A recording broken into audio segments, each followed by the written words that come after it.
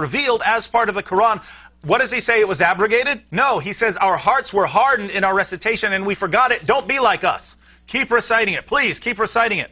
And he goes on.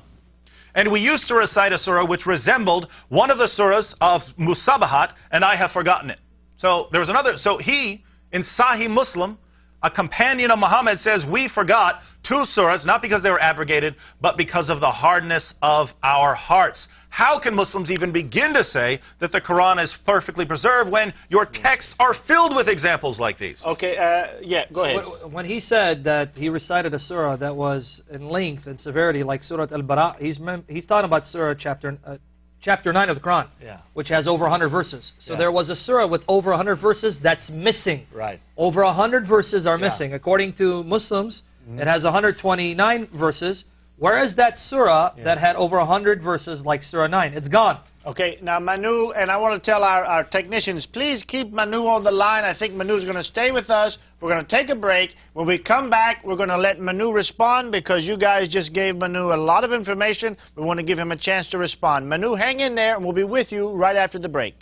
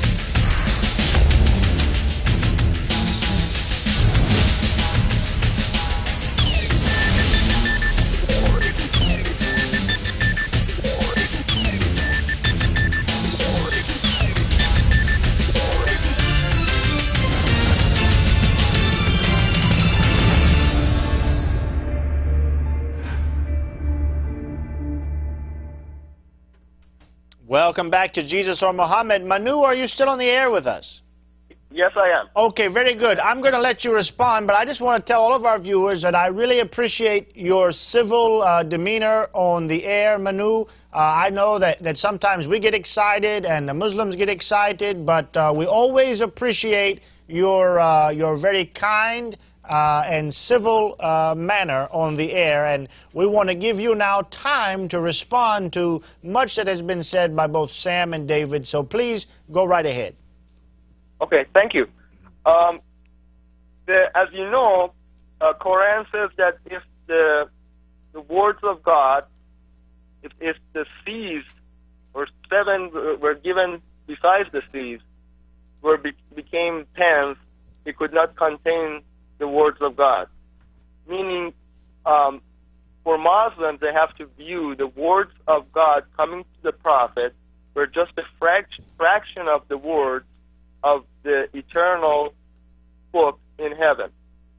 So, if, for the sake of the argument, saying that what they said is true and not the 100% of Quran was preserved, let's say 99.9% of it was preserved, that still does not take away from the fact that the core message of Islam and what the Prophet Muhammad was brought has been preserved.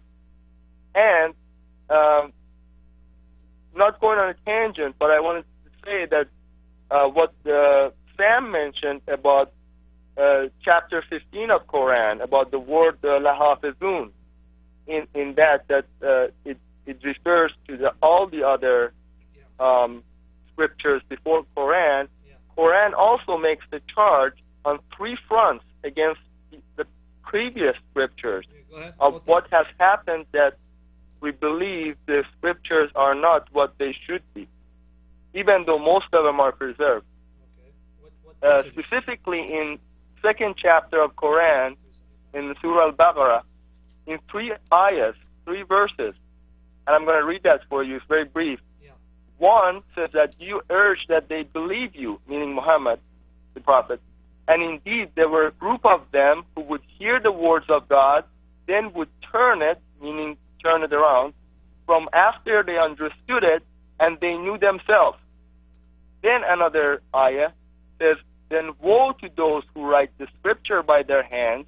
Then they say, this is from before God, so they would sell it for a small gain. Then woe to them of what they wrote by their hands, and woe to them of what they acquired.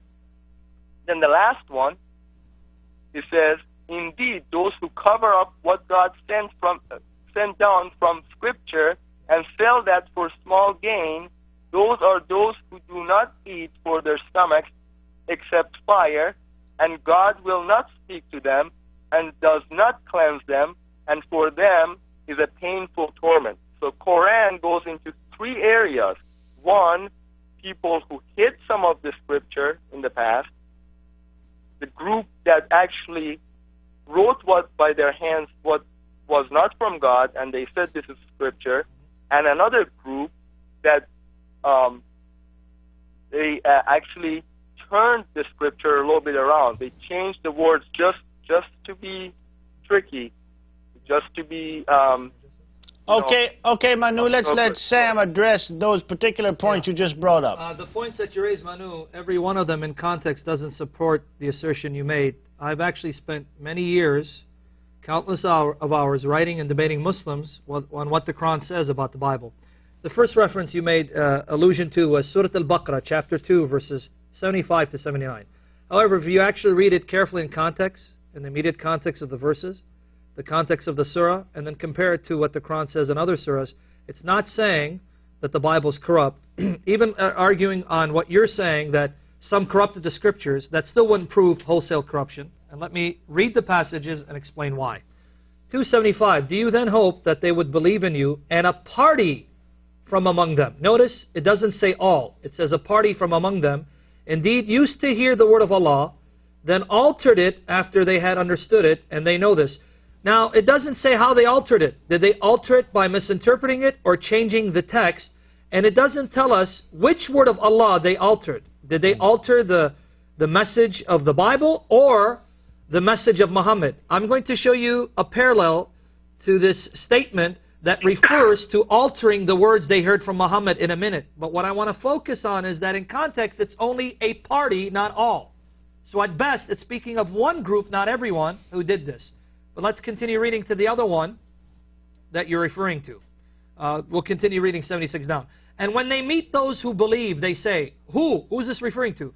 When they meet those who believe, they say, we believe. And when they are alone, one with another, they say, do you talk to them of what Allah has disclosed to you, that they may contend with you by this before your Lord? Do you not then understand?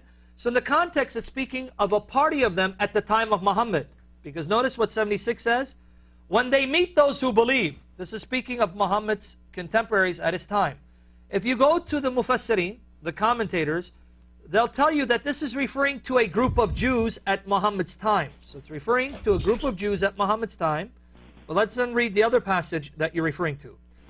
Woe then to those who write the book with their hands and they then say, this is from Allah, so that they may take for it a small price. Therefore, woe to them for what their hands have written, and woe to them for what they earn. Number one, in context, it's speaking of only a specific group of Jews at a specific time, at the time of Muhammad. Number two, it's not even telling us that they corrupted the Bible. It says they wrote a book and claimed it's from Allah at the time of Muhammad. However, long before Muhammad's time, the Christians already possessed the Old Testament and would not allow the Jews to corrupt the Old Testament and get away with it, because they had their own copies of the Old Testament, which they preserved.